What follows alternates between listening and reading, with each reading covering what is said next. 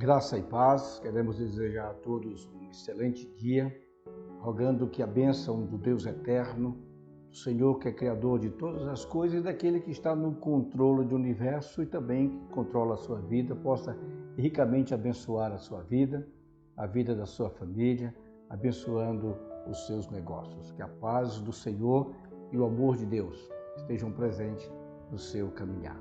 Nós estamos meditando com vocês sobre os Salmos, os Cânticos de Romagem. O livro dos Salmos é uma coletânea de cânticos, de orações, de lamento do povo de Deus, escrito por vários autores e desde os dias de Davi até o período pós-cativeiro babilônico, os salmos foram bastante usados. Mas há mais de 100 citações dos livros dos Salmos no contexto do Novo Testamento. Isso prova a sua relevância na história da redenção. O Salmo 20, que eu quero convidar você a abrir comigo a sua Bíblia, diz assim: na minha angústia, clamo ao Senhor, Ele me ouve. Senhor, livra-me dos lábios mentirosos e da língua enganadora. Que te será dado ou que te será acrescentado, ó língua enganadora?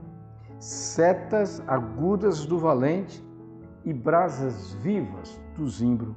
Ai de mim, que peregrino em Meseque e habito nas tendas de Quedar.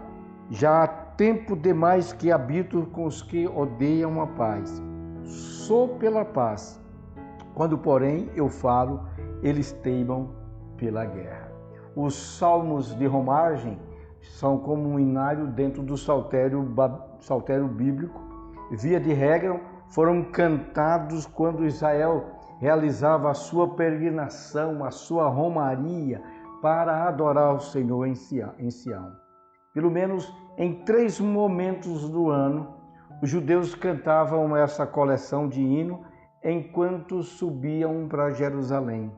Não sabemos quem cantou esse Salmo 120, mas podemos afirmar que o seu autor viveu uma grande decepção em sua vida. A maneira como ele agiu nos ajudará a entender o caminho que precisamos trilhar nos momentos de profunda decepção.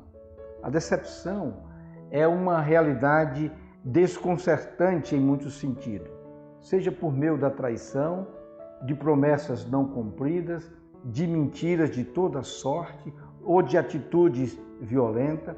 O certo é que a decepção, de alguma maneira, deixa estrilaços afiados que cortam o coração.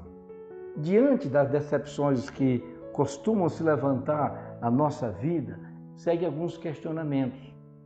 Como começar a vida depois de uma grande decepção? Qual direção eu devo tomar? Que rumo eu vou seguir? Como superar a amargura? É possível ter um minuto de paz? Podemos dividir o Salmo 120 em 4 partes. A primeira parte vem do versículo 2, que é um pedido por socorro.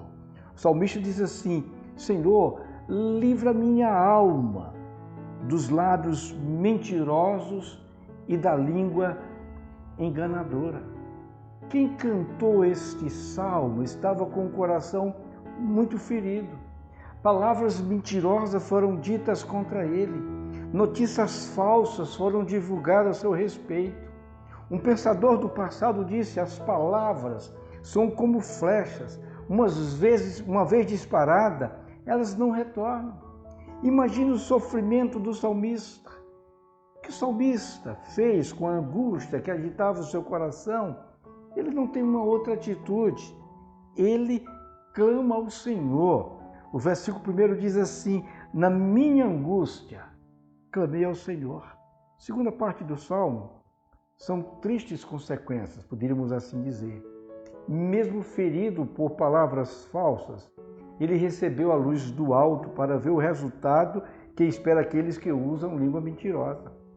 Essa perspectiva do discernimento aparece na forma da pergunta. O salmista questiona sobre o que virá, sobre as pessoas que vivem espalhando mentiras. Veja o versículo 3. Que te será dado, ou que te será acrescentado, ó língua enganadora?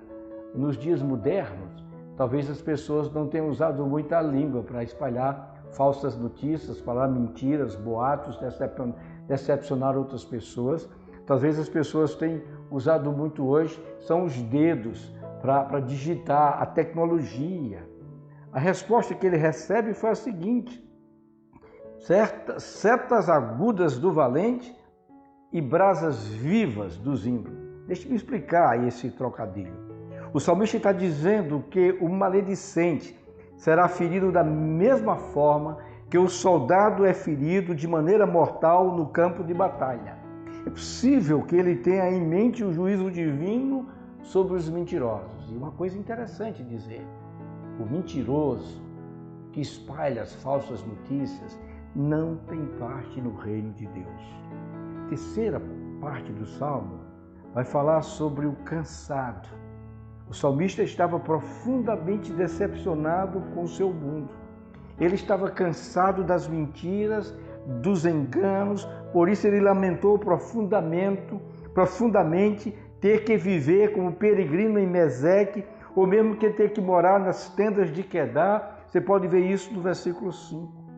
Simbolicamente, era como se ele estivesse dizendo: sinto-me decepcionado por ter que morar no meio de pessoas que têm ações semelhantes às ações dos animais. E, finalmente, a quarta parte fala sobre a frustração e a paz.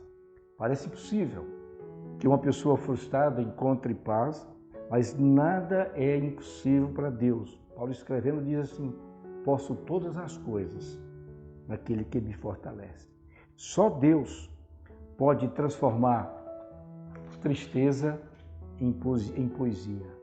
No Senhor, pessoas decepcionadas podem encontrar um caminho de libertação das suas amarguras, das suas angústias e da mentira. Em Deus, as pessoas decepcionadas podem encontrar um caminho de paz. Jesus Cristo é aquele que é o caminho. Ele disse: eu sou o caminho, eu sou a verdade e a vida. Ninguém vê ao Pai senão por mim. Leve todas as suas decepções diante do Senhor. Entregue a vingança nas mãos de Deus. Deixe o mundo violento para trás e viva em paz com Deus por meio do nosso Senhor Jesus Cristo. Que o Senhor nos ajude a caminharmos neste mundo tenebroso. Tenha um excelente dia. Deus o abençoe hoje e sempre. Amém.